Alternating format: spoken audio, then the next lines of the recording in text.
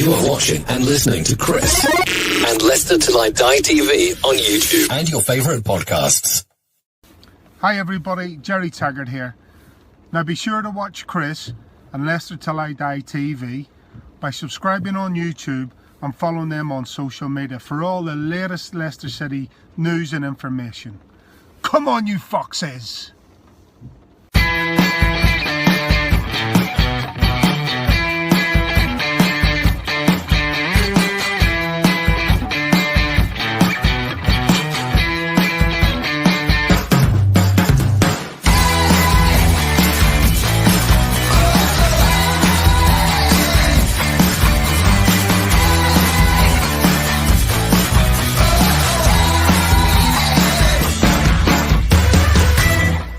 Of the net. It's the Premier League post-match show with Chris and Brad on Leicester Till I Die TV. Right, Chris. No, I'm not, as you can probably imagine.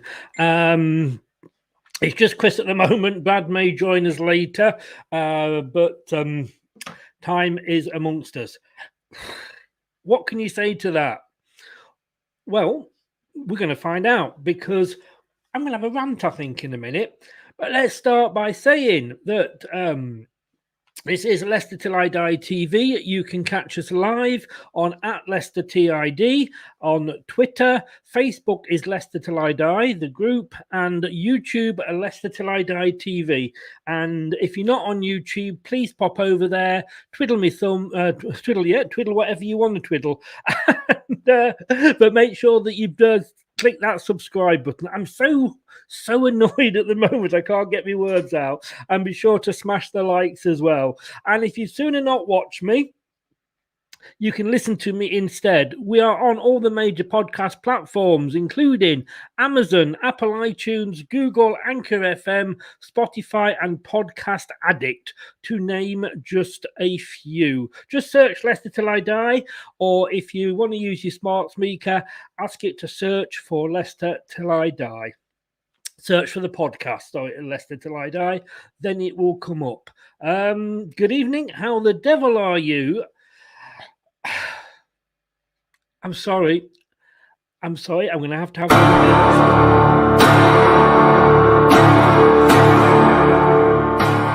minute. Don't make me angry. You wouldn't like me when I'm angry. First of all, let me start off by thanking Crystal Palace.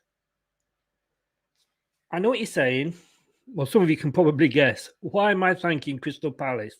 Because basically they gifted us 2 goals. We did not deserve to be 2-0 up at half time. I actually went mad when we scored the goals. And I'll tell you why I went mad. Because I don't believe that we deserve to be in that position. And I thought, brilliant. Come on, 2-0 up at half time. We're going to go on and get this. Our 3rd win of the season. Can I believe I'm saying that? 3rd win of the season. And what happened? We threw it all away.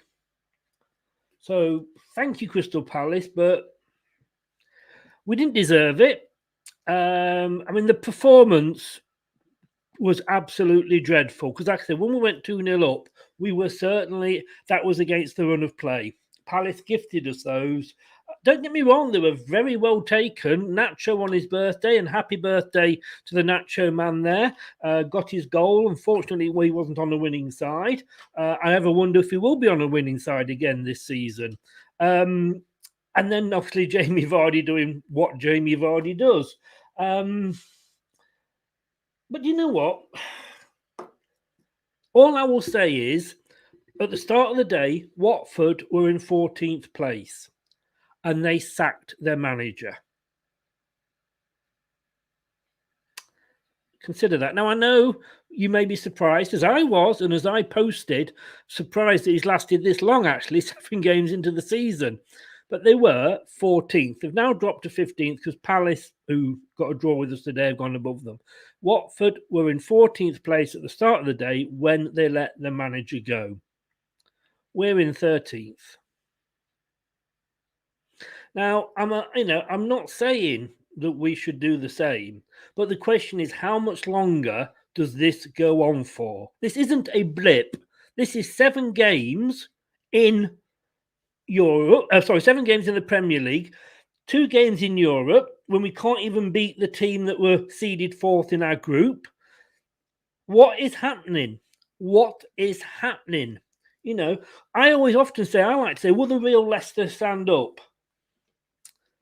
And I just don't know where the real Leicester is, because this is not the Leicester that Brendan Rodgers has turned us into. This is not the Leicester that won the FA Cup. This is not the Leicester that were 5th in the league. And if we'd only got 3 games in, if we'd only played 4 games in, I would have said fair enough. But we're 7 games in and we are shit. We are shit. Brendan, you need to sort the shit out. Because at the end of the day, it's obviously not the formation, because you played the 4-4-2.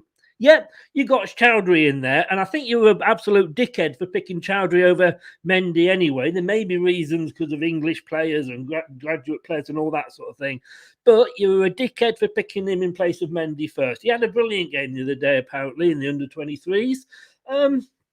But, you finally pick a 4-4-2. But let's look at the players. Schmeichel kept us in it. Did what Schmeichel does. Still can't kick a ball for toffee. A one-legged man at a shit-kicking competition could kick the ball into better places than he could sometimes. Vestergaard, what the hell did we buy him for? I was quite pleased when we bought it. Southampton were laughing their fucking socks off. They couldn't believe they got 15 million for the donkey. I still have the donkey from Shrek. He might absolutely do anything. Lookman, what is up with Lookman? Lookman is a brilliant player when he comes on as a sub. Stick him on first time at the start, and he has an average game. But then again, and we've said this so many times, 11 players plus the substitute had an average game. There was not anybody that was stood out. The man of the match today, poor the guy that picks it for me, bless him, Alan. I don't know how he managed to actually find somebody today, because quite honestly with you, none of them deserved it. I really think we are going to struggle this season. Forget Europe, forget winning a cup. Let's concentrate on staying up. And I'll tell you something, because it can't, what's wrong with the players? These are the players that these are the players that, because we haven't sold anybody we didn't want to. So these are the players that won us the FA Cup last season, that was in the top 4 for 36, 37 weeks last season. The team that won the FA Cup, the team that was in Europe. And we've actually added to that. We've added better players to that. And we're still absolutely shite. Because I can't say that performance deserved a point. We didn't deserve a point. Palace deserved all 3. And I had Palace, new manager, bought a few players. Edouard, he didn't score, but they bought a few players in. But I had them as relegation candidates. And the worrying thing is, and I've said this many times, let's just have a look at this. And I can see poor Brad's getting bored waiting to come in. It's his fault for being late.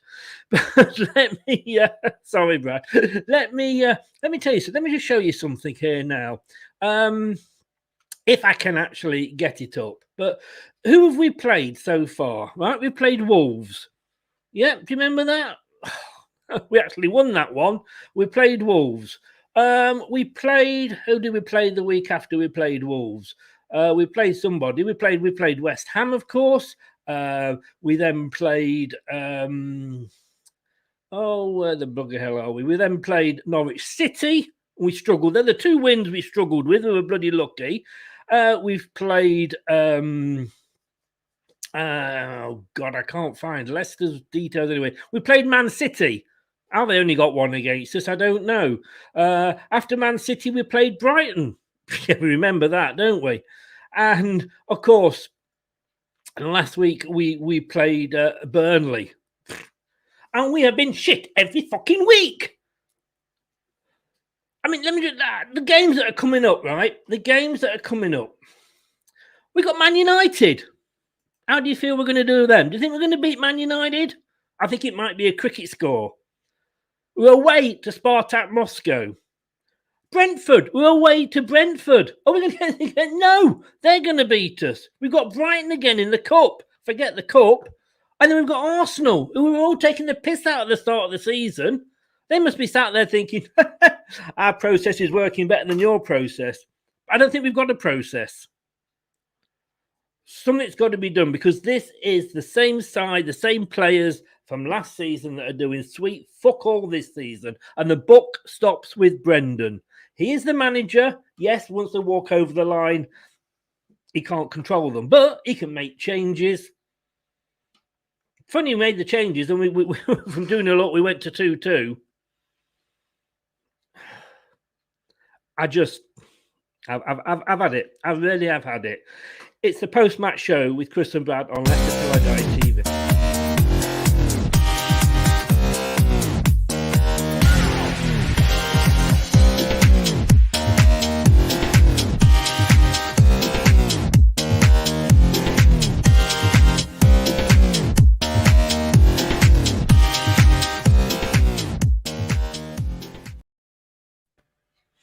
Brad, hello, sir. Hi, mate. I'm just going to go through a few comments. Facebook user, just not good enough. Facebook user, watching on Sky, can I give a shout out to the fans who were there? The noise was fantastic, I thought. Tell you what, the fans, you said the other week that the fans were better than the players. I think it was again. Useless, can't hold a 2-0 lead, gutted, say no more. David Gamble, good evening, and it is David. Was not good enough. That is putting it politely.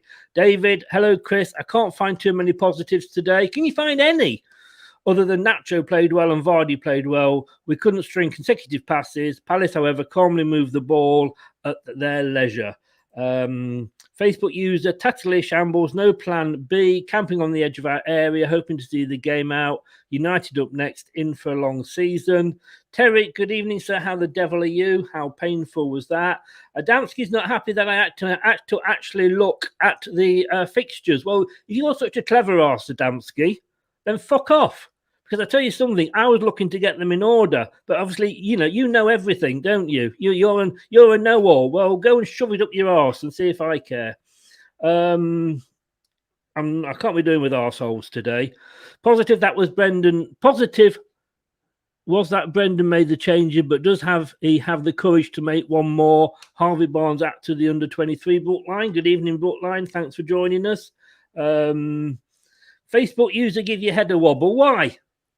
Are you still going to be saying in 14 games' time that we're playing like this? Oh, it's okay. We had a good couple of seasons. This is fine now. It's still the process. We're still making the move.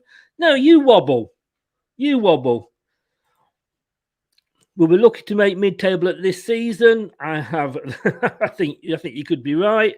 What's getting on? I don't get it. This is it. I don't get it because it is the same players. It is the same manager. What has happened? Matthew, good evening, sir. How the devil are you? Hope you are well. Hopefully you're out the country. But hey, who knows? So, Brad, finally, what do you think? I'm sick of this. I really am. The first 45 minutes, well, let's just look at the first 11 minutes of that footballing game, shall we? The first 11 minutes of that footballing game, Leicester had created more chances in them 11 minutes than they did over probably, it feels like the entirety of the other 6 games combined.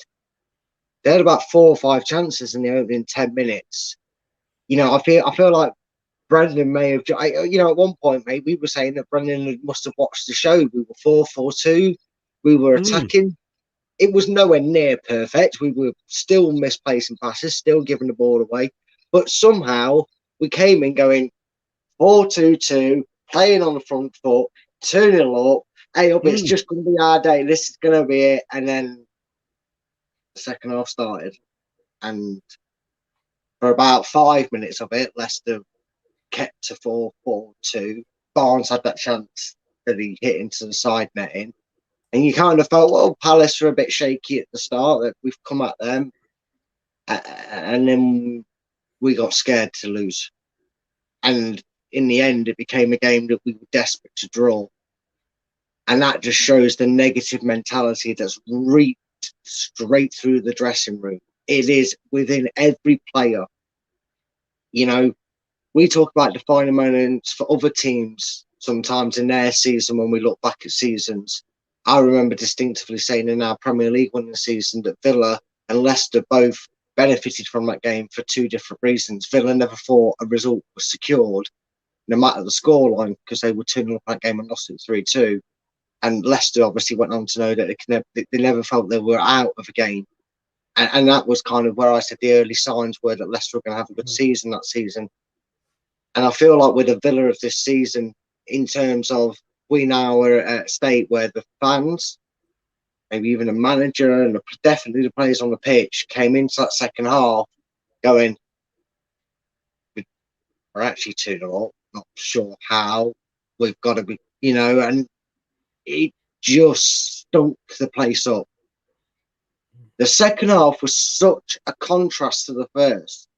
It is unreal and it's unsettling. I have drawn my infamous graph of how we played the first half, and I didn't do one for the second half, mate, because I couldn't figure out how he was trying to play. I could not figure out what he was trying to do, what the lads were instructed to do, or what the purpose of that second half performance was. Because from the second that second half kicked off, it was, let's please not lose this game. Mm. I actually didn't have a problem with Chowdhury. I found it a bit strange that he was playing, being since he's not played for so long. But he looked good. He showed intent to get forward. I think Lukeman had a few fancy moments, but again, I would agree with you. I think he died off. The problem was they had the balance right in the first half. They just looked rusty. It's amazing what happens to a team when they stop training a winning formation in 4-4-2 that had seen a guy get 19 goals in a season from playing 4-4-2 and they don't play it for 7 months. What happens to a team and mentality? There was so much to pick at this game that we were going to do over the next probably hour or so here. I think we could be here all night doing this one, mate. We could be, but it was just the way things were good in the first half that fell apart so dramatically in the second half that really infuriates me. Okay, can I ask you a question there? And I want the viewers to post as well on this one. Tell me what was good in that first half, because I saw this formation. And yeah, I'm not saying Chowdhury had any worse of a game than anybody else. Don't get me wrong. I'm not having a I personally just prefer Mendy, and I think the Mendy's not playing in anything other than the under 23s is it's a waste, to be honest with you. But no, Chowdhury had no worse a game than anybody else. But tell me what was good, because when I saw this 4-4-2. When I saw the formation, because you picked a 4-4-2 as well, between us the other day. I thought, yeah, great, we're back to this 4-4-2. And then we were rubbish. We were absolutely rubbish. No, but we weren't. We weren't actually that bad in the first half, because Palace actually weren't that good. Yes, they had possession. But as we found out, down, we weren't stringing passes together. How can you say that? Wasn't a good performance. All right, then name me a game this season. Name me any game this season. Go for it if you can. If you name me a game this season where Leicester had 4 chances in the first 10 minutes of the game, because I can't tell you one apart from today.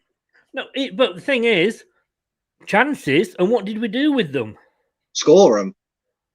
What, in the first 10 minutes? No, but nor did Palace. Palace didn't score a single goal in the first hour of play. We took our chances. Whether they were given to... No. You've posted the argument and posted the question now. I'm answering it. What was good in that first half? The goodness is for the last 3-4 games, we have not seen us with enough attacking intent from the off in the first half. And yes, it was nowhere near perfect. Yes, it was a bit rusty and shaky, and we didn't get it all right going forward. But what I will look at the positives on that first half was at least there was an attacking intent. We created the chances. And whether it was a Palace mistake or not, if it wasn't from us putting them under shaky pressure, because they were just in bad as form as we were, They were in just as indifferent form as Leicester. They could feel the crowd was silent. The Leicester fans were terrific. It sounded like a home game. It felt like a home game. And then all of a sudden, a mistake, a goal. Leicester pushed forward. Another mistake, a goal. At half time, despite Palace holding the ball, we put men behind the ball. The team seemed to communicate better. You had the right backs and you had Castagna and Bertrand coming in. We were defending in numbers. Wasn't pretty at times, but it felt a bit more commanded. It felt a bit more structured and a bit more commanded. It's the middle I've got the biggest issue with in releasing the ball and getting it forward. But on that, in the first half, 2-0 was harsh on Palace, you may argue. But I think coming in front was warranted in the improvements from weeks gone by. You can't come and say, oh, it was all shit, because we were all singing and dancing and loving it at 2-0 and saying, oh, we've got it going good. It might just fall our way today. The first half had its positives. I'm agreeing with you on the second half, mate. I cannot find a positive in the second half. Really can't. But let's not forget that it was such a dramatic change from that first half. The first half wasn't pretty and it wasn't brilliant, but it showed what we as fans have been asking for. All as football managers that sit at home and support Leicester City and get our manager's cap on, like we did with the preview, wanted 4-4-2, wanted to see us be more direct, a bit more attacking. The problem was, it's like Brendan went, well, I'll give that 45 minutes, and if it does the result, then I'll see it out. That's what cost us the game. Because he didn't change the shape at the start, but he already set the defensive mentality to see that game out. At half time, my comment was, after a shaky and nervous start, so not confident at all, Leicester capitalised on 2 errors by Palace. That was the only difference, I believe, in that first half, is that their mistakes cost them, our mistakes didn't. And this is Palace, and this was Brighton, and this was Burnley, and this was Norwich. What's going to happen when it's Man United, when it's Liverpool, when it's Chelsea? All right, Man City we lost 1-0, and to be honest with you, that was probably one of our better teams. But we always play well against Palace, against Man City, because they give us for the freedom to play. I mean, for fuck's sake, Jeff Schlupp had been on the pitch 45 seconds. 45 seconds. I mean, he made 2 substitutions. The Sky guy, I don't know how sure it was, Andy Hinchcliffe, I think it was, said that he made 2 substitutions and he got 2 goals. You know, when he's brought the 3rd substitution on, we thought that was going to be the winning goal for them. JJ, 100% agree, Chris. Mandy is 2 times the player Chowdhury is. Mandy, you came and you saw, and I know you mean Mendy, mate. Matthew, the only positives on the first halves were the clinical finish of Nacho and Varge, totally. And then I said, surely, whatever happens at the rest of the team, it's got, and we've said this the other day, didn't we, on the preview, Brad? Yeah. It's got to be Nacho and Vardy up front. I mean, to me, Nacho was having a great game, even off the ball. Here we go. Yes, Hamza was good. He got stuck in, the rest of the team was not doing that. Fair play, though. You need to capitalise when teams make mistakes. I have no issue with the scoring from I don't have we capitalise, and that's why I'm saying Vardy and Nacho have to start. I say Hamza didn't have any worse a game than anybody else. I'm just saying overall, I think we had a card-happy referee again. And what I will say in regards to a positive is if we don't line up and play the way they attempted to play that first half, and I will say attempted because I agree it wasn't pretty and it wasn't brilliant at times. And, we gave the ball away far too much. That was the story of the game as well throughout the 90. But had we not had that system change and that style of play change, would Jamie Vardy and Kelechi Iheanacho be in them positions to get them goals? I don't think so, playing one up front and playing a slow, methodical game. I think that's the way you need to see the positive on the first half. I'm not saying the overall football was good, but what I'm saying is the positive was, the thing is, Leicester, we did it quite simply, didn't we? Because it's easy to do it when you sat on a couch with a notepad. Of course it is. Of course it is. But you're asking players, and there's Chowdhury, there's Lootman that's new to this. This Chowdhury's been out of the game for a while. Leicester haven't played at all front since last season. And I know that's not much of an excuse. I'm not saying it's an excuse, but I'm saying they've not had a settled back four. I don't know if Leicester have had a continuous back four back-to-back in games. The thing is, what you're asking an unsettled side, a constant change inside, is to make a tactical change, a style of play change, get these new players that are into the team up to the standard of it, and do it. These players like Yuri Tillemans, Kaggle Soyuncu, Castagne, Barnes, Vardy, and Kel, Kalichi and Acha know it. The rest of them don't. They came here and signed for Leicester to play 4-3-3, and we're going to play the slow, methodical build-up. Unfortunately for Leicester and Brendan, is he didn't start making this change until he started watching every Leicester City football YouTube channel and realised, and everybody, not just me, I know I profess to be a guru at half time, but I'm not the only Leicester fan that knew this system had to come in. The Guardian predicted it, so I could write for the Guardian, apparently. I think the Mail predicted this as a formation change. The fact that Leicester have probably only been working on this since Friday worries me, because you could see it in the passing, couldn't you? There were some passes that players have made. Yeah. Where the ball went out of play and it was like, oh, I thought you was going to be there. Like Chowdhury made a pass. Go, sorry, I thought that was the key for you to go forward. There was a couple of plays where, like I think yourself said the other day, it's like they were playing FIFA and press the pass button rather than the shoot, and the ball go, instead of running with the ball, they kick it out of play. Yeah. I mean, you say that, and Terry Fuller says here there was a cry of what's going on when Kells came off and Maddison came on. I understand that, because I looked at that and thought, what the... But you say that, we've only been working on this since Friday, possibly. I agree. But wasn't this the formation, we played last season? We've all been screaming out for it. So I can't sit here and go, well, it was the wrong formation, which I'm not. It's not the formation, because I've screamed for the 4-4-2. So it's the wrong formation. I'm as wrong as as the rest, and I will take that on the chin. It was, like I say, the performance. The problem is, if we'd lost 4 or 5 players, if we'd got a new manager in who doesn't know the players or doesn't like the players, but we haven't. We've had a settled squad that's played together for 2 seasons when we've done really, really well. We've added world-class players, and you can't blame the injuries, because we had worse than this time last season and we were doing better.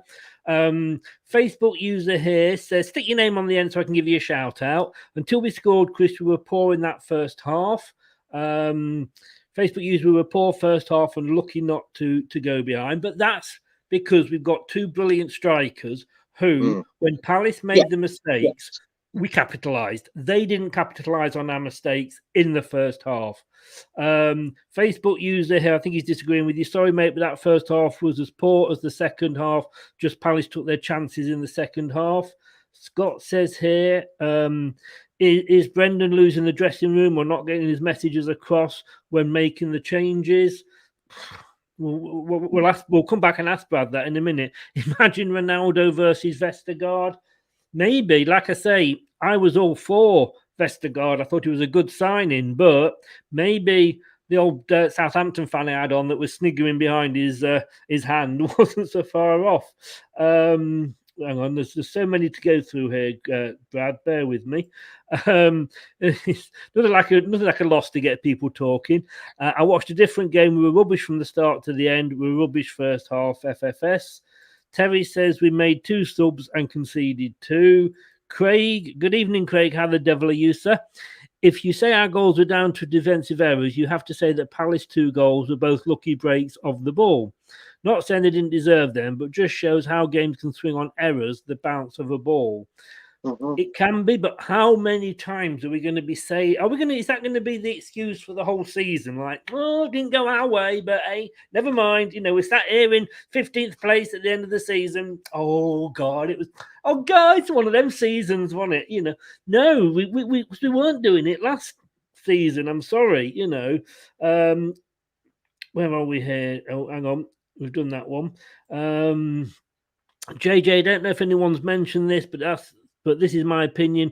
Are we missing a figure like Wes Morgan in the changing room to ruffle the players' feathers?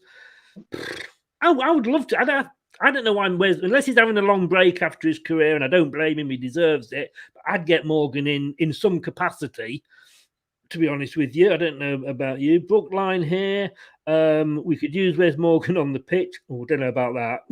Own goal special king here at the moment, didn't he? When it was towards the end. Straw clutching, that was the same rubbish that Rodgers keeps turning out. JJ, tend to agree with you. We are weak as water when it comes to passion on the pitch. So maybe someone strong needs to throw stuff around the dressing room. We seem so weak and tentative otherwise. Matthew Bond, like for like substitutes, waste of time. Brookline, Fuchs and Simpson were the best at blocking crosses. Now we can't block a set of blocks. Facebook, Dave Cross, why take Nacho off? Mind blowing. I did think that was a strange. Vestergaard is as fast as the Titanic, fast at going down. I wish I knew a woman like that. But anyway, any of those points you want to pick up on, Brad? I know there's a lot there. I mean, the thing is, it's always easy when your team's in bad form and it goes from 2-0 to 2-2 away from home. And I'm not going to argue with people that are saying that we weren't good in the first half. We weren't, but the intent was better than the slow, methodical, build-up, boring football that we have been screaming for as fans. It's just, we just could not seem to compute it out on the pitch. I don't know what is going on with Brendan's communication between the players. I have to agree with some people that I spoke to during the game that when we had that stoppage in play and Brendan pulled the lads over and had a conversation with them, that they seemed to settle the play down and change their intensity.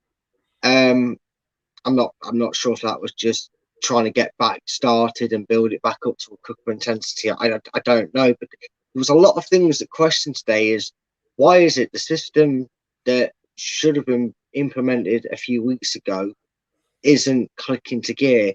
And the problem is we are losing that battle in the middle of the pitch. I lost count of the amount of times we'd play a ball behind somebody too far in front of them.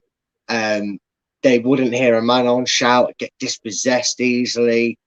Harvey Barnes on the wide got bullied far too easy for me. I don't know if it's the mentality throughout the camp, but I saw a lot of players probably spending more time trying to moan and get the referee to change his mind at certain decisions, and the reaction from that wasn't always of a team that wanted to press the ball and wait and see what happened. If the referee blew his whistle, his whistle, but if not, they've got a ball to win back. You only saw glimpses of that, didn't you? You only saw glimpses of Leicester closing Palace down, trying to put them under the pressure. They kind of did in dribs and drabs throughout the game, but the problem is when you're losing games and you're having a bad run and you're not getting these results.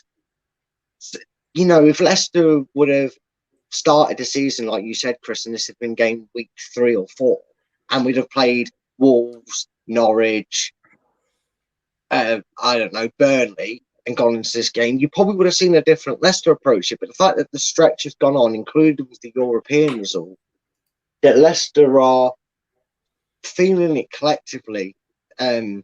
You know, when you're winning games and when your results are going well and you're playing good football, or maybe not always playing good football, but you're still getting the results like we did at times last season, you kind of find that the energy levels still find a way to keep themselves going when the opposition puts you under a bit of pressure.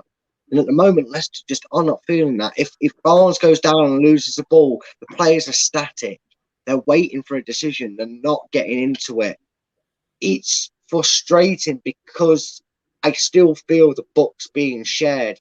The collective unit needs to shake this mindset they're stuck in, because whether you say Vestergaard's awful, whether you think Lukeman wasn't as active, whether you think it was just collectively poor, or you want to say Jamie Vardy and Kels are the only ones that do anything. No matter how you want to sum up the 11 players, individually or as a team, there is something mentally blocking them right now. And it's not just confidence.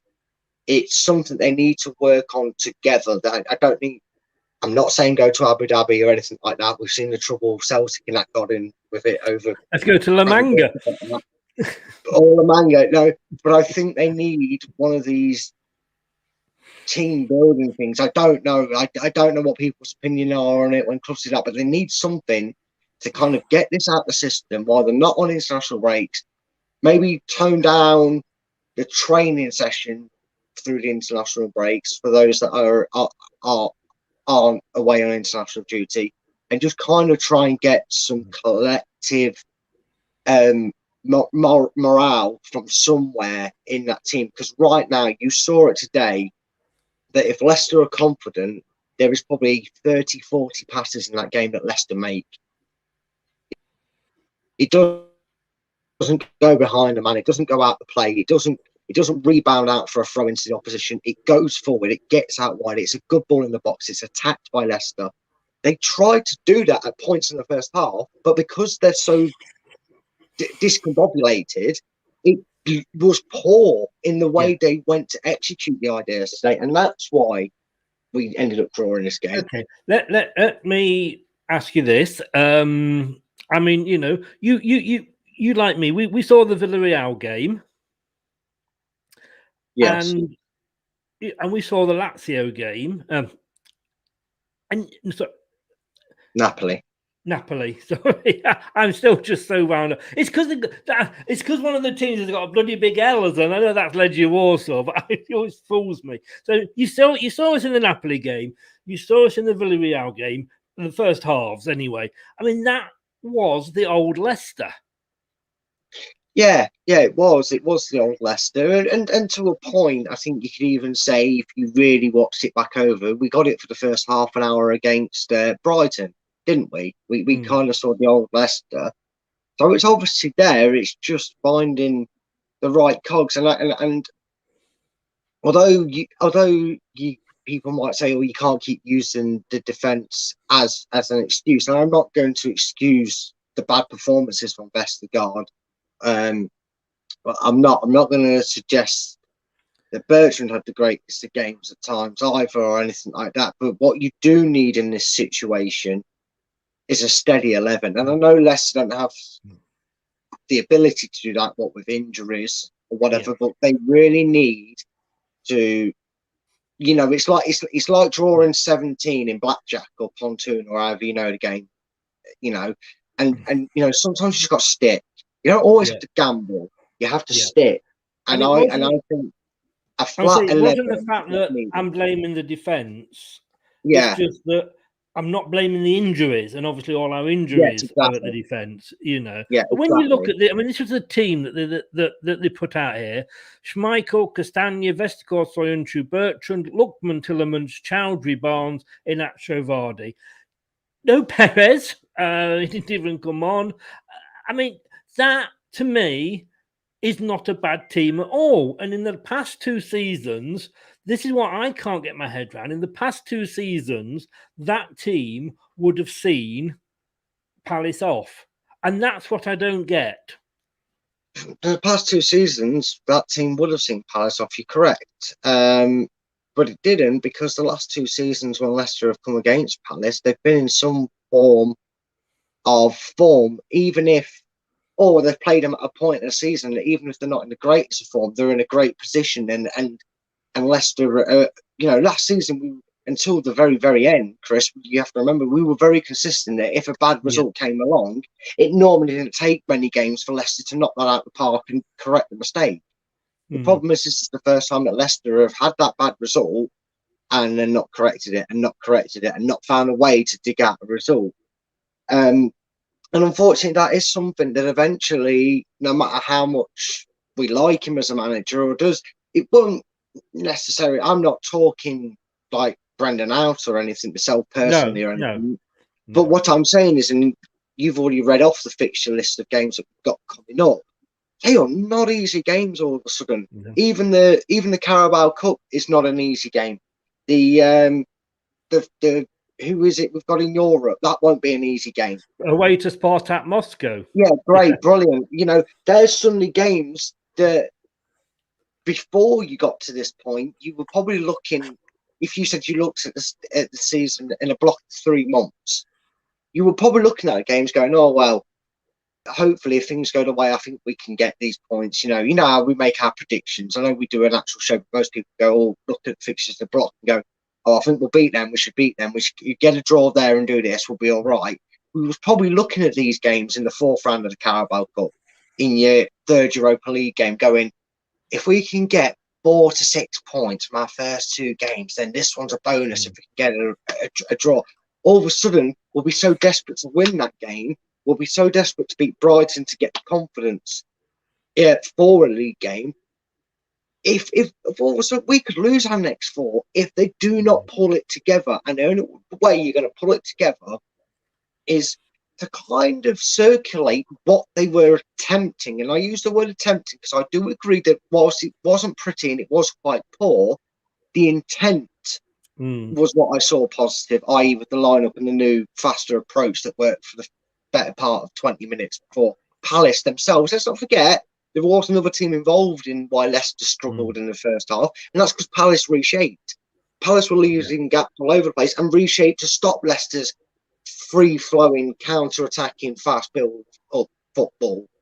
But it has to change, and to do that, Leicester, if Evans is going to be injured, in the weirdest sort of way, I'd rather say to Evans, have yourself 2 weeks off. Well, he's got a week off now, hasn't he? Unless I don't know whether he's off to Northern Ireland or not. But no, I would tell him not to. I love people representing the country. It's got nothing to do with him being Northern Irish. I would tell him, for the benefit of the longevity of your career, is it really necessary that Ireland play their international friendly? Are you really that necessary? Yeah. Is it a qualifying? I know what you're saying. I know what you're saying, and we're gonna. And I know you don't like stats, but we're gonna look at them anyway because they do tell a bit of a story. And we'll be back straight after this. It's the Premier League post-match show with Chris and Brad on Leicester Till I Die TV.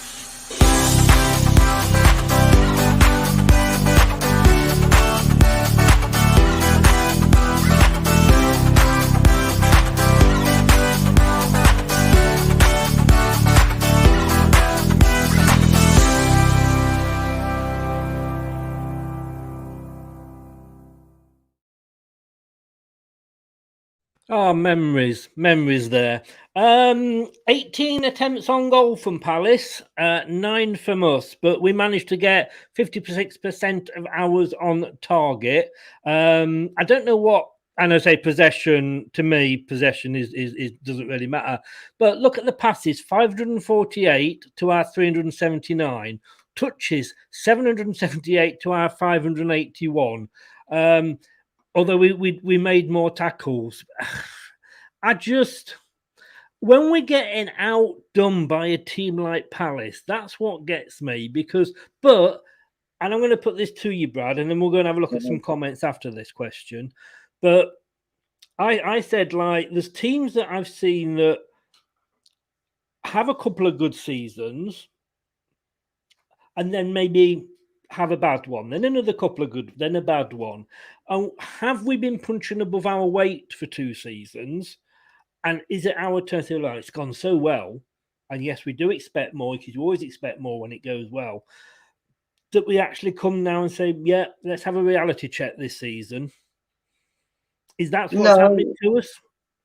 No, not really. I think what's happening to us is them stats tell you that Brandon did make the changes that were necessary.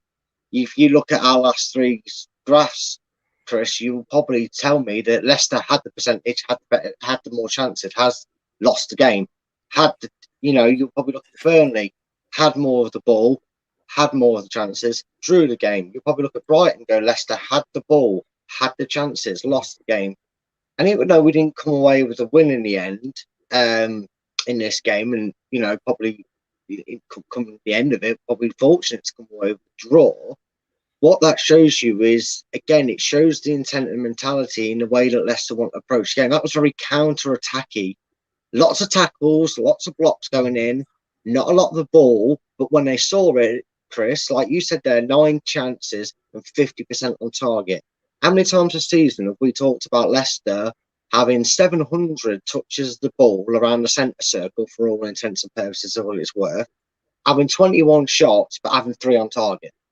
You know, I can see the positives in them, and it showed. These are the stats that I don't mind because it backs up what we did on the preview, the way we discussed how Leicester should go about it. And I'm still very much backing that. because the stats show that's how they went to play against it. We do know that, let's be honest, we do know that stats, we're like politicians on football shows here. You can take the same set of stats and you can say, oh, this proves point A. And I'll go, yeah, but look at it like this. It proves point B. Exactly, so I throw the stats in there, A, because I know you hate them. But B, it does, it does say create something. I mean, the big stats to me, and I don't know whether I can get these up, is our goal chances. I mean, yeah, okay, there it wasn't too bad. But, okay, I mean, our chances created per match. Now, we've got Man United next in the league, right? And we're hosting them at home. Our chances created per match is 0.86. So we don't even 1 chance per match. That's how it's averaged out.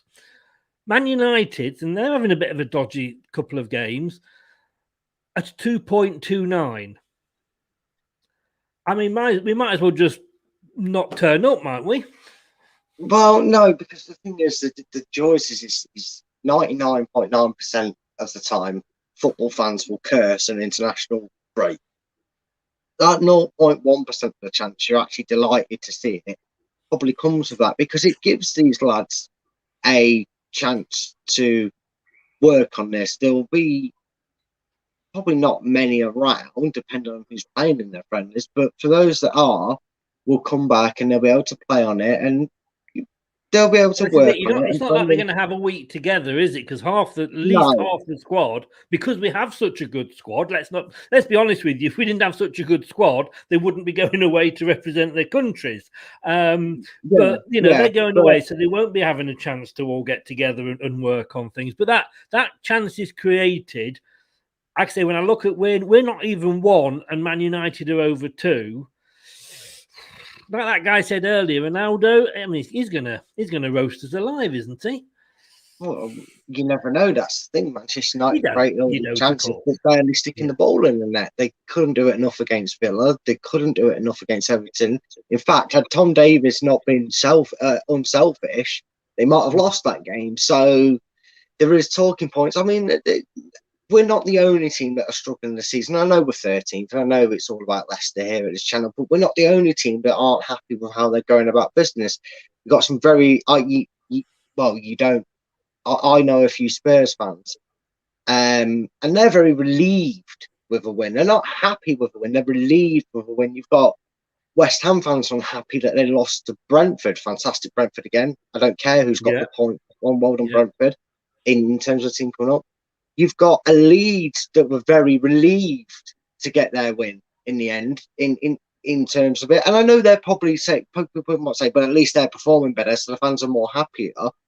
But there becomes a time when these fans of their clubs have asked the same questions we're asking, and I just think that I will hold my hands up and say, if over the next 4 games it still hasn't clicked, then I'm sorry, Brendan, you may have hit brick wall, because unfortunately football's a brutal business. We've seen it already with Watford. All right, Watford are like the showcase for this Wheel of Fortune, getting rid of your manager. It only took 7 games for them to get bored of him in the Premier League. But the point still stands that no matter what you do at a club, it's all about what you're doing right here and right now. Yeah. He took Liverpool to win a few games of winning their first title, but Liverpool found themselves in the bottom half and sacked him. And the point is, in there and then, that was the right decision for Liverpool.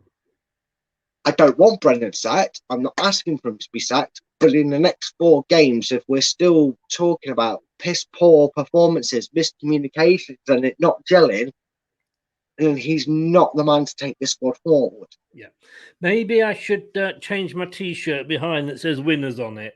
Maybe I am expecting too much. We've got a lot of comments to catch up on here. David, I feel the issue, we don't have anyone other than Vardy or Nacho up front. When we press forward, who the heck is in the box to get the cross or pass? Contrast that with other teams who send 3 or 4 forwards. Good point, David. You know, often we've been up there and there's been nobody for them to pass to. Jeff here. Hello, Jeff here. How are you, Mr. Here? Even at halftime, I was not confident we would kick on in the second half. In the end, glad to get a point. Hope we will continue with 2 up front. So do I. Definitely. Individually, some of the players were poor, says Scott. I feel the team are not working hard enough for each other. Phil says, contrast that with other teams who send 3 or 4 forward. No teams do that. They don't. Well, do they? I mean, I see teams when they go forward that, they've got passes on. I know, and suddenly Jamie Vardy's burst down the left. He's got the ball, and hang on, I've got to shoot. All right, this is Vardy. He'd probably score, but there's nobody there for him to pass the ball into. Brookline, we are still the most pressed team in the league. We can't pass through. We can win a second. We can win a second ball. I think he means calm. Yes, Phil says clueless fans as usual. Phil, I think you'll find it's called opinions, mate, and we're all entitled to them. Like ourselves, we've all got one. We necessarily just don't like other people's opinions. You might not like what I was saying at the start. It's my opinion, and that's why you're on here. So no, they're not clueless fans, because that means that you think that you're the source of all knowledge. And I don't know if you are the source of all knowledge, mate. You probably just got a different opinion to everybody else. So you should respect other people's opinion if you want us to respect your opinion. And that certainly is a comment that we don't need, Phil. Scott is replying to why we're clueless. I'll just leave it. He's not worth replying to, Scott. David, the issue is when Yuri used to get the ball, you typically had someone open up front to pass to. Look at him now. We're lucky with 1 or 2 times he makes a great pass. Otherwise, it's way off the mark. This is it. Have they got the people there to be on the end of the passes? Hamza should have been taken off in the first half. Mourinho, Tuchel, Wood. If it's just not working, some of these players need both barrels firing at them. They certainly do need a kick up the bottom. I mean, as I say, I didn't shout as much as I said about Chowdhury. I don't think he had any worse a game than other players. I just think overall he wouldn't have been the one that I would have kept in the squad. But then you've got to think, we've got to have so many players that have come through the academy, etc. So that's maybe why. And he isn't a bad player, certainly. Tony Cover, I agree with some players need to rocket up them, but Hamza had a good game. I can give many of the players that had a worse game. David says here, Hamza made more of an impact today than Barnes or Yuri. He got stuck in. He does get stuck in. We all know he's got a red card into him, but I will never criticize Hamza's attitude to getting stuck in. He will get stuck in. Yuri, ponderous and off target most of the time. Guess his usual otherworldly vision of the pitch was turned off today. I think I've had that's Mike. I have no issues with starting season poorly, but I expect to see some progress. And only someone who isn't tethered to reality could say where we have improved match to match. Can't win the second ball, says Brookline. I still go back to the fact that when these fixtures were announced, I thought, great, it's an easy-ish start for us this season. And even the upcoming games from a couple of seasons ago, you'd look at it and say, yeah, we've got Brentford, we've got this other team, we've got the odd Man United. We haven't got a clutch of games where we've got tough games or shouldn't be tough games altogether, but suddenly they are. And that's the thing, when we're not doing them against teams like Palace, Brighton, Burnley. Burnley couldn't score against a Norwich side that hasn't kept a clean sheet all season. Yet technically they got 3 past us. What does that say about us? It just tells you how much disarray we're in at the moment, mate. It does. It does. And like I say, I think we've got the squad. We know we've got the squad because that squad has proved it for a few seasons. And, you know, the players that have come in have certainly got the experience. They're not bad players. Brendan, we know as the manager, can do it. He's got us two fifth place finishes in an FA Cup. He can do it. It's just getting it all together. I just don't know what's happened, and that's the problem. You know, if we'd got 20 injuries in the squad, if we'd changed our manager, but we haven't, and we want the team to do well. Of course we do. That's why we get so passionate. But I mean, let me, as we always do, let me have a quick look at the table. It makes not good reading compared to what we'd be looking at sort of 12 months ago. We sat there in 13th with 8 points, -3. But that said, if let's say we somehow win against Man United, and it is subject to obviously what other teams do, that would still put us in like an 8th or 9th position. So it isn't that the season is over yet and it's still early, but I think the fact is we were just not seeing any improvement on, and I keep coming back to it, the performance. Yeah, definitely. It's right. There is normally, even when Leicester completed the Great Escape, fans were always coming away from the game. So no matter how disappointing the result was, you could see the improvement within the ranks. You could see the performances were there, and there was a few times that even opposition players and managers were saying that we don't understand how they're bottom the way they play their football, because they don't deserve to be losing these games. But I mean, I have kind of been enjoying this the last couple of times, and I did do a little bit of note taking down throughout the game. I did my little Sky Sports graphic, and I kind of summed up basically why Leicester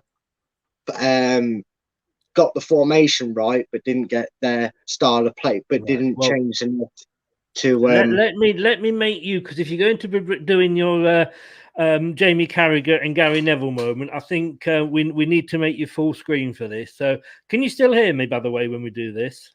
Yes, I can. Can you hear me? Right. There we go. Brad in his full glory. Ladies, cross your legs and hold yourself back. This is Brad. Some people think he's Jesus. Some people think he's Brad Pitt with a beard. So anyone that watched the post-match show knew that I had to step in for Craig because he was slacking. I'm joking, Craig. I know you weren't really. I was asked to fill in because you had things to do, mate. But I predicted that Leicester. Well, I suggested that Leicester should go 4-4-2. And for anyone who watched that and saw how I built the 4-4-2 and how I thought we should have gone about it, it was the way that a lot of fans seem to agree with, in terms. And I think a lot of people, if you're being honest, before the game kicked off, was very happy to see Leicester play 4-4-2. Unfortunately, they didn't execute it the way we was expecting. And I just want to show you here how I did the thing. I know it's not Sky quality, but it's as best as I can do. Now, if you want, just ignore the lines for now, because I will explain them as I go along. It was a simple 4-4-2. I know you can't really see the names, but you know who started and who I'm on about when it comes to it. And we had a flat back line with a 4-4-2 start. And what it started out is what we was probably hoping, is that on the attack, you'd have your wing backs pushing up. You'd have Lootman either pushing up or cutting inside, depending on the style of attack. And same on the other side with Harvey Barnes and with Ryan Bertrand.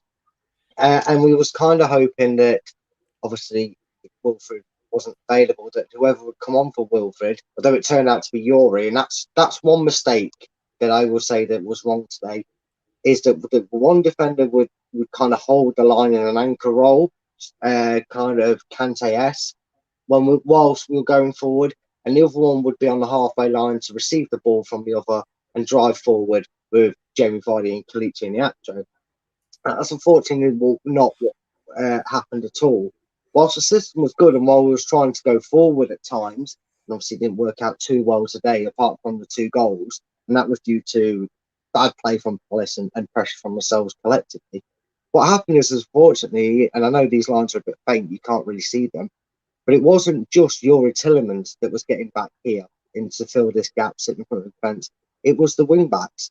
They were also found at points more one side than the other, not always collectively both, but more times than not, you found at least one of our wide men back defending. And you also had Hamza Chowdhury in the first half. It didn't come as far back defensively, obviously inclined to originally start the counter-attack as if he was playing that role.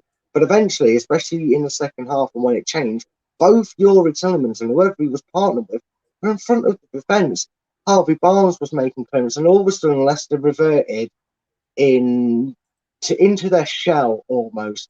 This attacking, widespread, rolling backs, rolling 3 lines of 4, as I suggested it was, and someone basically put it in layman's terms, was that in attack we'd move in a unit and it cycled the play up to an attack of 4, so that there was more options going forward and we always had a safer relocation zone. The problem is we came so deep that we ended up with not just a back line of 4, but we had a back line of 4 in front of that back line of 4. And Palace controlled that second half because this area just had no Leicester players. It was like that at times. If you was to move the players that I'm hiding in front of the defence, it was that at times. Or the other side. Obviously, I can't do that for this because I'm not used to using the camera at this angle. Or it was like that. The gap was always in the middle and we were exploited. And the one thing that was different to the first half that was shocking in the second half as well, what that also brought was ping-pong clearing. I've never seen so much head tennis. In the first half, we were getting the ball, we were calm, we were getting it out, we were breaking away because we had someone like Hamza a little bit more forward than Yuri. Yuri wasn't even as deep in the first half, but in the second half, he might as well have been stood next to Schmeichel. That's how deep he came. And that's the thing. The formation was right, the intent at the start was right, but in the second half, 2-0 up against the run of play, I think the manager and the players in their mind knew they were lucky to be 2-0 up. And because they didn't want to lose it, they switched. Even though they came out in the second half and played 4-4-2, I think they essentially started to already revert back to that 4-3-3. But at that point, Palace had the tails up, they got that goal, and unfortunately, in the end, Leicester couldn't start playing that slow and methodical football because it just created and invited more pressure.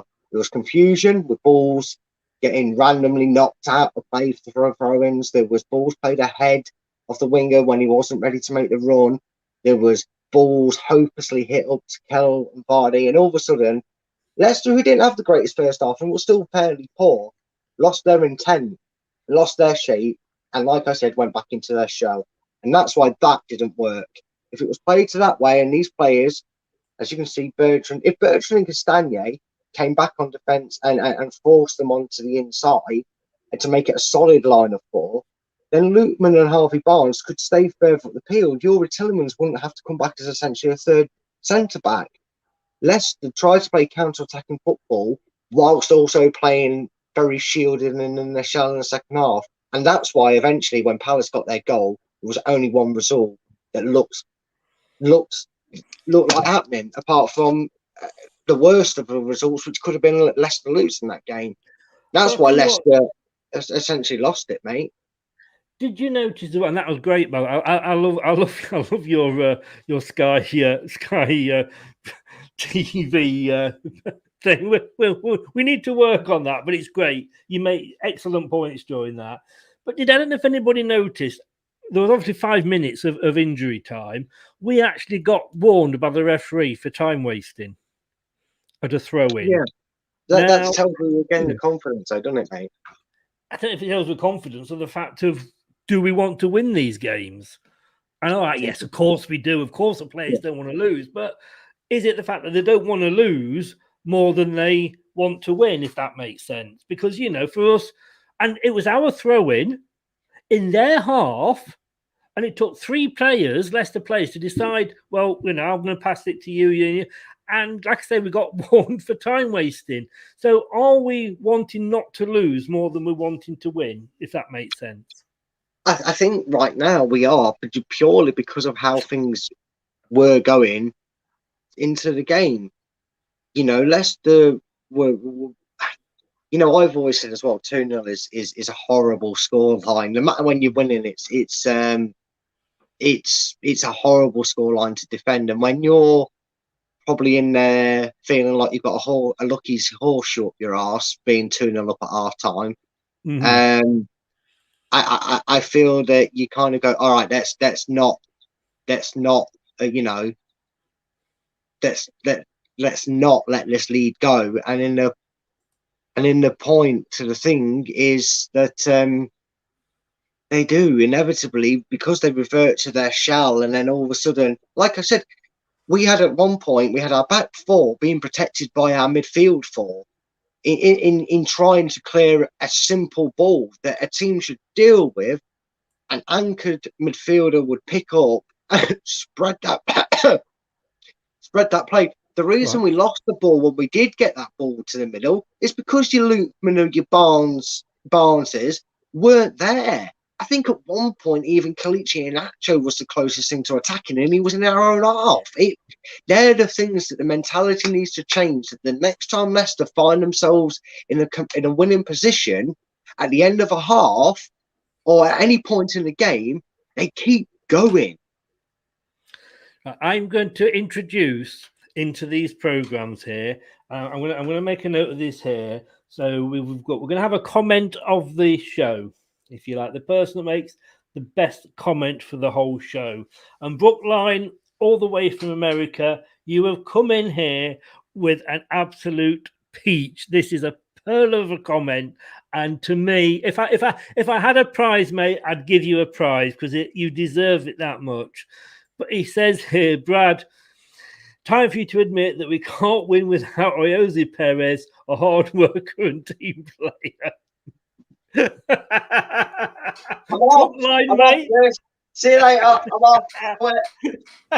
Brookline, mate, I love you. I love you. Oh, that's class. Well done, mate. I tell you what, that's cheered me up now. That has cheered me I've up. always said you're a nuisance, Brookline. I've always said you're a nuisance. Mods, come on, mute him for 24 hours. Come on, Mods, get on with it. Come on, can't have that disgraceful talk. But Man City and Liverpool are still 0-0. We're going to end now with the Alan Bennett's post stats of who his man of the match was. Good luck, Alan, and who's rating the players. But we are going to be back, just to let you know, tomorrow night at 7:00. Fingers crossed. Just waiting for confirmation, but we should be back with a matter of this.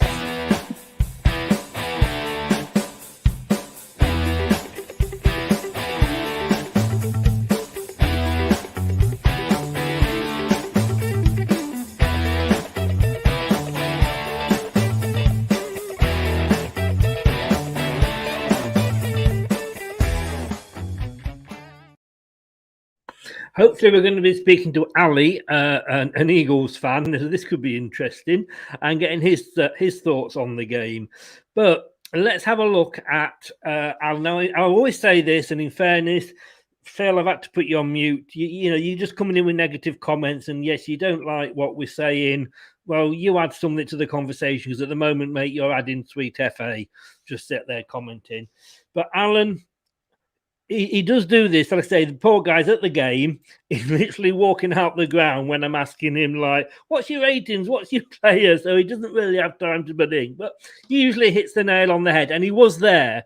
For all of us armchair fans, we say, well, I don't agree with that. He was there. And obviously, you see more of the game when you're there. But Brad, you've probably seen these because it's been up on the social media sites. He's given the manager a 4. He's given the team a 5, and he's given the man of the match to Timothy Castagna. I've got to be totally honest with you, Brad. I don't know about you. I would struggle to pick a man of the match. I think if I had to pick the man of the match, I may have gone for Nacho, and not just because it was his birthday today. And happy birthday, Nacho, man. Have a good one. Your thoughts on that? Normally I say Alan's been a bit harsh Yeah. sometimes. But I think he's been a bit generous this time round, purely because, right? He finally picks up the phone. Does old Mike Bassett? Mike Bassett finally answers Brendan Rodgers' calls and texts and rings him back and finally says to him, "What do you want, Brendan?" And he says, "I need your help. I need your help. This guy on Leicester Till I Die TV, he's seeing him. We're not playing the right football. What do I need to do?" And he went, "He needs he's suddenly Scottish." Aye, because I can't do his accent. I never can. It's one of the worst things. I'm just pretending he's Scottish now. Just go with it. Shush, you behave. Right, it's my accent, not yours. Right, and he just says, "Yeah, Brendan, I've got some advice for you. Play 4-4-2," and that's about all Brendan got right, because the second half was so wrong, and it was a wrong approach from the players and the manager, in a sense, the way they probably, because the way we seem to so dramatically fall off the boil in trying to attempt to play counter-attacking, quick-flowing football. And again, I would say the word of the day is attempt, because I'm not saying by any imagination at any point in the game was it fantastic and free-flowing, because it certainly wasn't. But I think the fact that he probably came into the dressing room, we almost addressed it and made the players feel, yeah, we did get away with that. I don't know how we came in the lead.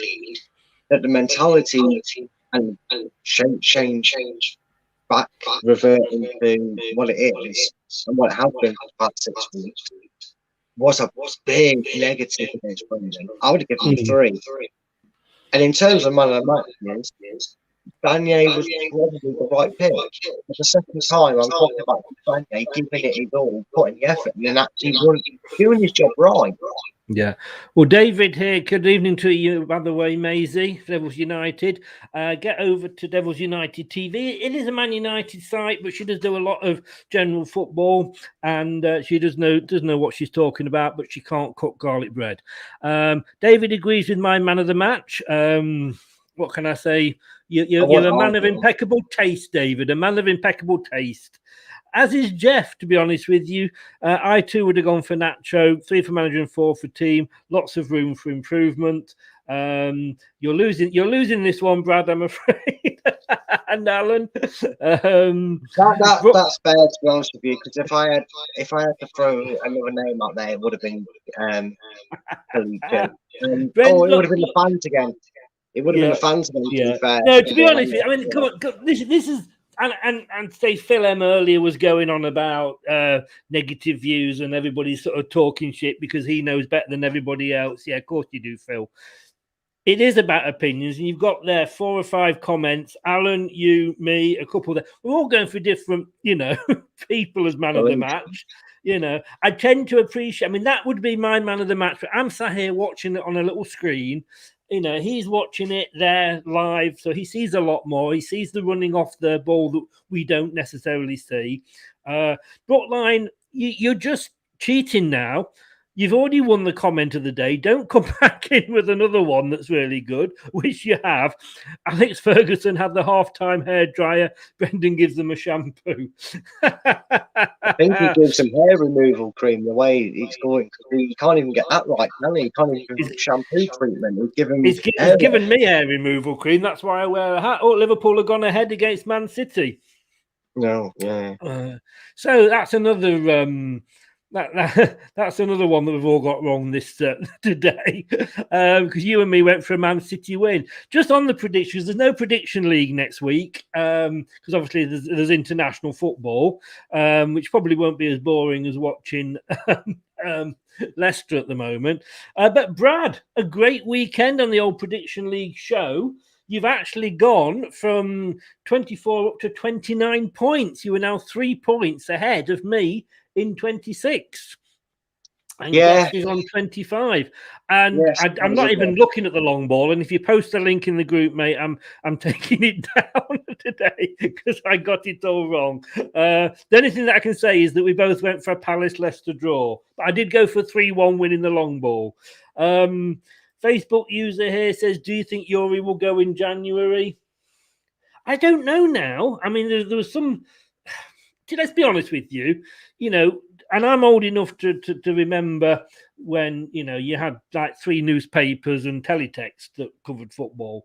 Now you've got so many papers, so many magazines, so many YouTube channels, so many websites, and then 24-hour sports channels. They've got to be filled with something. Apparently, he's now being linked with a swap deal with a Real Madrid midfielder that I've never heard of, but I don't follow European football. But I looked at who the hell's that. Certainly not Gareth Bale. I don't know, because, when you look at his stock has certainly gone down. I think his value has gone down, unfortunately. And we've got to be honest here that, when you look at Leicester, that last season, I said this time, and I hate to keep going on, we're 4th or 5th.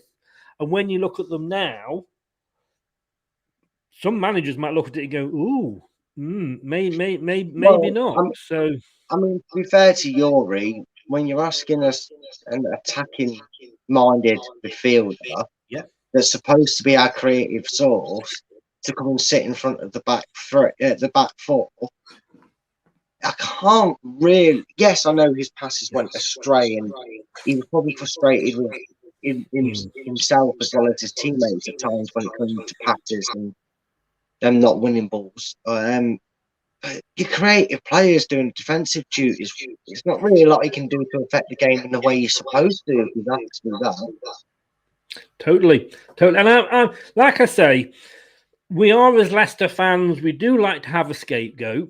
It's been Chilwell, it's been Schlupp, probably Perez at the moment. I don't think Perez would have been any worse than any of those players out there today. And I know your feelings on take Perez. That back. You take that. No, I'm not. I think basically everybody has decided to play at Perez's standards now, moving forward. They've all looked at Perez and went, well, gets him in the team every week, But let's be honest with you, Brendan, and I've said this before. I've questioned Brendan's. Has he got favourites, etc., etc.? Perez didn't start today. Maddison hasn't started the last couple of games. Yes, he's come on as substitute. But when you've got a player like Lookman, who we were saying only, less than a week ago, I was on a show with lcfc.com with a couple of ex-players and a couple of players over in Poland. It was Kieran Dewsbury Hall and Lookman. And we were saying, because Lookman was coming on, Matt Elliott was saying, the excitement that the crowd show when Lookman gets the ball, it gets the crowd going because he wants to attack. But then when you put him on at the start, and he doesn't have that sort of impact. And are we in danger of having under Mark II? No, actually, I think that, for parts in that first half, especially when he was flicking it over a defender's head and getting the ball and running onto it, I actually think in the parts that were good for Leicester, he was actually probably involved in some degree. He was turning defender, he was pressing forward, making the early pass.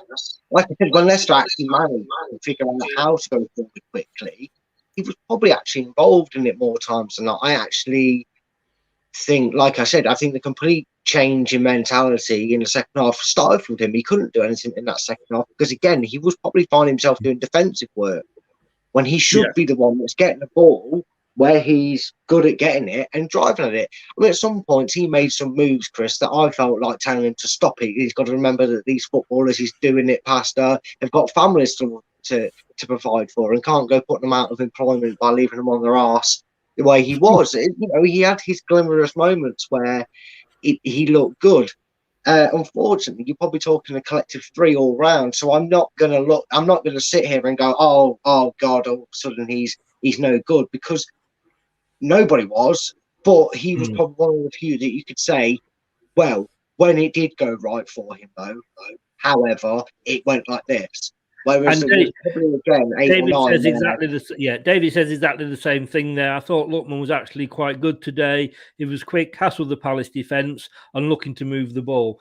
I mean, guys, let me just explain something, because especially for, say, Phil, who was complaining earlier, we all have opinions. Like I say, we've all got different opinions. As host of these shows, I'm not always giving my opinion, because if I was to sit here and go Leicester A, Leicester A, Leicester A all the time, and Leicester are wonderful, the sun shines out their arse, they fart daisies, and it's brilliant, and Brendan's the best thing since sliced bread, it would be a very boring show. We are here to create discussion, not unlike Talk Sport, not unlike Stringer on BBC Radio Leicester. They're all there. If we don't get people commenting, there'll be just me and Brad sat here. We might as well, have a one-to-one on the telephone. The idea is that we say these things to create discussion. So it's not always what we believe, but it's always, I say, to try and get. I say these things, and often off camera, Brad, I will say, totally right. And I will say you're right. Like, your tactics, that's brilliant with your little diagrams. But we don't always agree.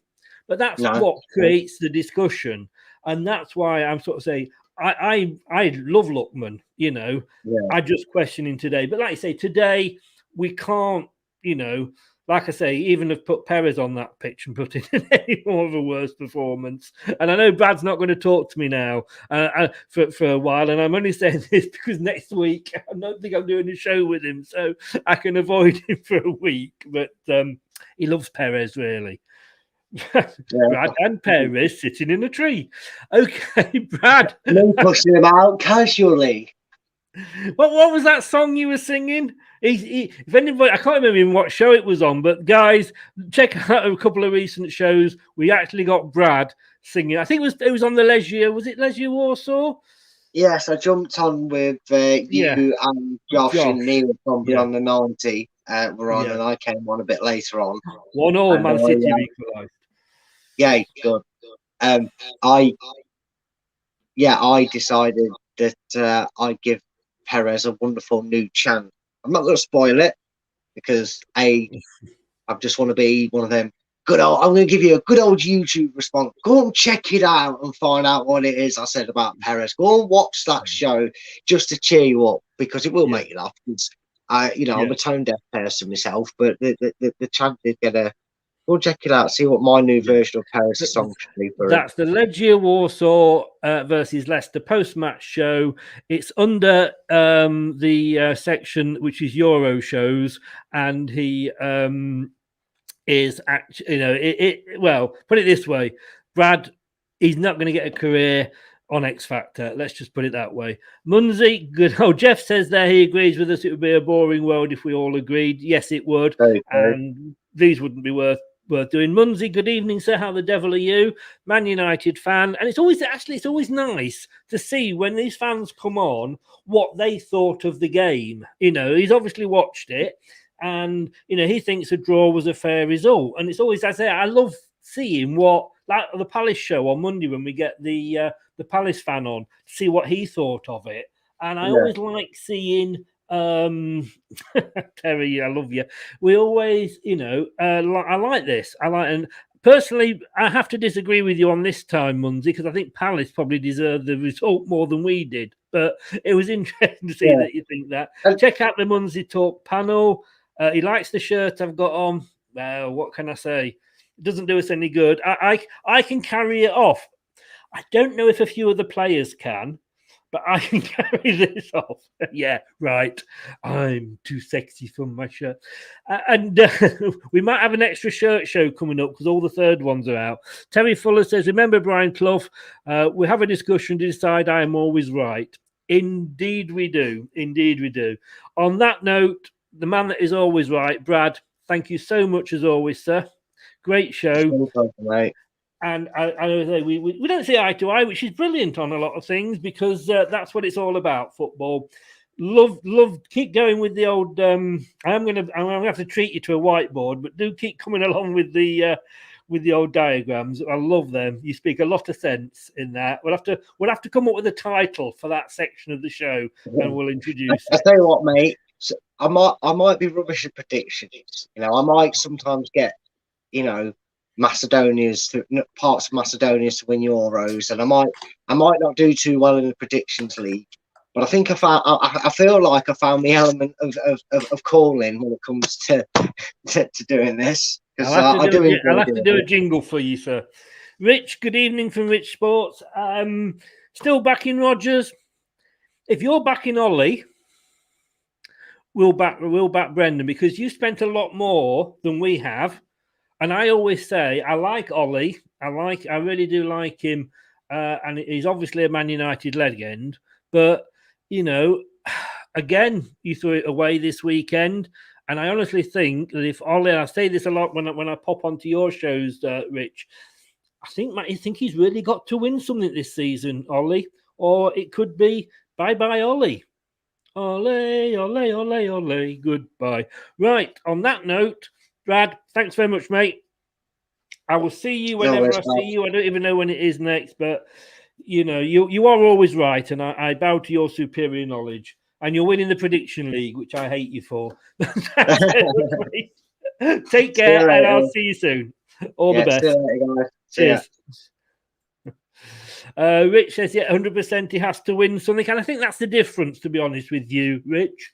We're having a bad time. And if you saw my rant at the start, it's because we've had a couple of good seasons. You could say, are we punching above our weight? Yeah,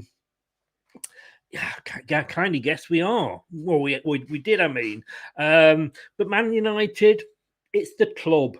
It's like all the Arsenal fans have been saying, you know, you more is expected of you. Bit like we expect more this season because of the last two seasons. Maybe for us, this season is our reality check season when we say, hang on a second, maybe we're not as good as we thought we are. Or maybe it's just other clubs are now catching us up. You know, we've had those couple of seasons, you know, as being fifth and in the top four for so long. Everton's turn, maybe. Brighton, you know, Brentford. Oh, they're in fairness, as much as I love Brentford, and I said they would be the best of the promoted teams, I don't think they're going to be up there all the time. Spurs might have a good season, actually might even pop into the top four. Who knows? Yeah, all right. I lost it at that point. I agree. It's all got a bit silly. Jeff, thanks very much, mate. Glad you enjoyed it. We always have a bit of banter. And this is why I say, if you're going to come on, and anybody, not you, Jeff, but anybody that comes on and just moans and complains, we've all got different opinions. It's all banter. That's what it's all about. And I want to say thank you to everybody that has followed us, that follows us, that watches the shows. We've actually nearly on 60,000 views on this channel since we started doing it, which is amazing. 60,000 people watching different shows. Oh God, I didn't know there were so many mad people out there. Watch time is nearly 7,000. You spent 7,000 hours of your well-earned time away from work watching this. Life, get one, maybe. Oh, I love it. And on the podcast, we are so close. Probably when we put this up on the podcast, we will actually reach the 9,000 plays on the podcast, which is absolutely amazing. And thank you for that. And if you do want to catch us on the podcasts, we're on all the major platforms, and you just search Leicester Till I Die, and we're on Amazon Music, Apple Podcasts, Google, Anchor, Spotify, and Podcast World. Or if you're on Google, just type in Leicester City Podcast and we come up on the first page, which is amazing. And if you want to listen to us on your smart speaker, just search, please, and you must say, please play the podcast Leicester Till I Die. Otherwise, it doesn't find you. And of course, if you want to watch this back, Leicester Till I Die TV on the YouTube. Somebody said earlier, didn't agree with what we were saying, so unsubscribe. That's fine. That's fine. If you don't agree with what we say, it's your right. Like I say, football's about opinions, and if you don't like it, as I say, I understand totally. You've got your opinions, we've got ours, and you wanted to leave, so you leave. Finally, David S. Nicely done there, Chris. Thank you, David. Glad you showed some passion in this show, earlier. A damn sight more passion than our players on the pitch, to be fair. I'd like to say, give me a pair of boots, but do you remember that goalkeeper a few years ago that was eating pies on the pitch? That'd be me. Do you know what? I sit at this angle so that my belly is just about fits under the table. Yeah, if you want to know who's at all the pies, yeah. lockdown pies. But thank you for your comment, David. That really does mean a lot. So we're going to be back, like I say, tomorrow night at 7 o'clock. We will be back with the opposition show when we'll be looking back at this games with a Palace fan. A Palace fan. God, I need some more gin. Hang on. With a Palace fan. And then on Tuesday, we've got the X on the Pitch show when we will be having, again, welcoming along ex-player Julian Watts, the guy who set up the goal for Claridge's Shinner. We'll be talking. We always have four main topics and then a viewer's point at the end. So come on to the show with a question, and we'll ask the questions at the end. But we start off with Damari Gray. Have Everton got the player that we thought we were going to buy? The second topic, Kelechi Iheanacho. Whose responsibility is it to make sure that his paperwork is correct and up to date and valid? The third point is the Legia Warsaw debacle. We were rubbish. What's gone wrong? And the fourth one is, do we sack managers too soon? Like I say, Watford have sacked their manager when they were 14th. We're sat in 13th. It's ridiculous, isn't it? And let's be honest, this is Watford. I'm surprised he's lasted this long. I don't know what Watford expect. And if they're going to bring in Ranieri, which are the rumours, well, he's only going to be there to a maximum of a year. You know, he came into Leicester and it was right for him. He ain't going to keep you up. I'm sorry. And I love Claudio Ranieri to bits. I would have his babies if I had a womb. Am I allowed to say that these days with all the wokeness that's going on? I don't know. But anyway, he could not keep Fulham up. And I'm sorry, he will not keep you up, Watford, as much as I love the guy. That's Tuesday at 9 o'clock with me and ex-Fox Julian Watts. And but say Monday, 7 o'clock, hopefully welcoming a Palace fan along. Thanks for watching, guys. Thank you. Like I say, 60,000 views, nearly 7,000 watch hours, and 9,000 plays on the podcast. You make it all worthwhile.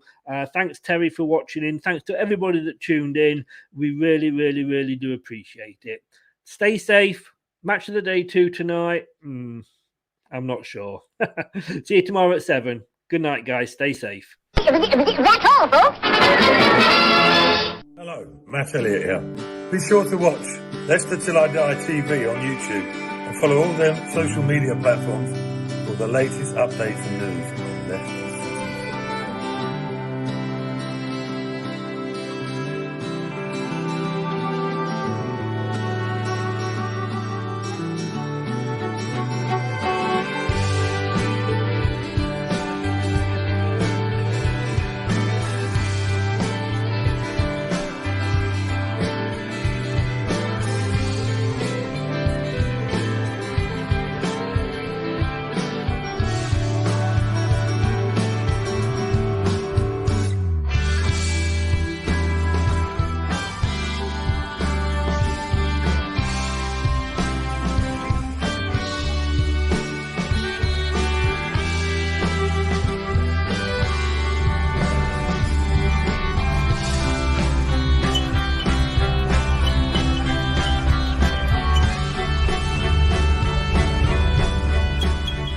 I'll be back. Thanks for watching Leicester Till I Die. This is Chris saying goodbye and see you next time.